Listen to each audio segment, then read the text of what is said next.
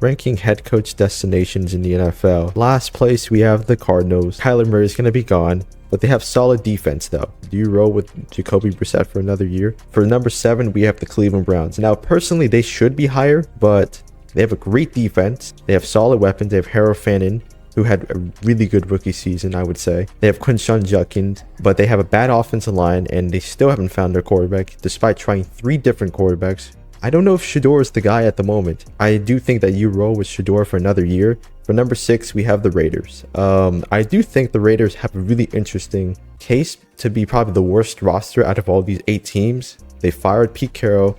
They might get Fernando Mendoza first overall. I think they were just the worst offense in the NFL this season. I mean, Ashton Genty almost had 1,000 yards rushing with that terrible O-line. For number 5, we have the Titans. I mean, I think Cam Ward was actually good this season despite what he had. If they were to get a coach, I think the offensive coach is the right way to go. You got still Cam Ward. I think he has proven that he's a franchise quarterback. They have some solid weapons. They have Tony Pollard. For Cam Ward, if you were just to give him a number 1 receiver or an offensive lineman in the draft or in free agency, Tennessee will be quite interesting. For number 4, I do think it's the Miami Dolphins. Do you roll with Quinn Ewers for a year to see what he has? Because, I mean, it's pretty obvious that Tua is going to be gone. I mean, Tua's lost his job in Miami. To be fair, Tyreek Hill got injured and may not be the same. They still have Jalen Waddle. For number 3 of the Falcons. For a team that went 8-9, I'm surprised a team like that could not win their division. You got Bijan Robinson. You got Drake London. You got Kyle Pitts, who made second team All-Pro. They don't know who their quarterback is. Do you trust on Michael Penix? He's injured in college and he's injured in the NFL. They have some defensive pieces. I mean, they hit on James Pierce. They hit on Xavier Watts. I mean, they have a solid team in a weak division. I mean, this is a great head coaching opening. For number 2, we have the Giants. I think, in the first half of the season, they could have won more games. They were in a lot of close games, winnable games. With the last 2 teams on this list, I mean, I think I pretty much know who should be the coach. They have some pretty good defensive players, especially on their pass rush. I mean, Jewel Carter, Dexter Lawrence, and Brian Burns. They got Jalen Hyatt. They got Wan'Dale Robinson. They got Cam Skydaboo, walking CTE himself. And of course, they got your franchise quarterback, Jackson Dart. And lastly, of course, probably the best team and the best opening, it is definitely the Baltimore Ravens. They got Roquan Smith. They got Kyle Hamilton. They got a great pass rush. This defense this season was not that great. And getting someone like Brian Flores, they're going to be back to like how they were with Mike McDonald. We went from being a very competitive division to honestly a pretty lousy division. You still have Baltimore with Lamar Jackson, who's probably one of the most dynamic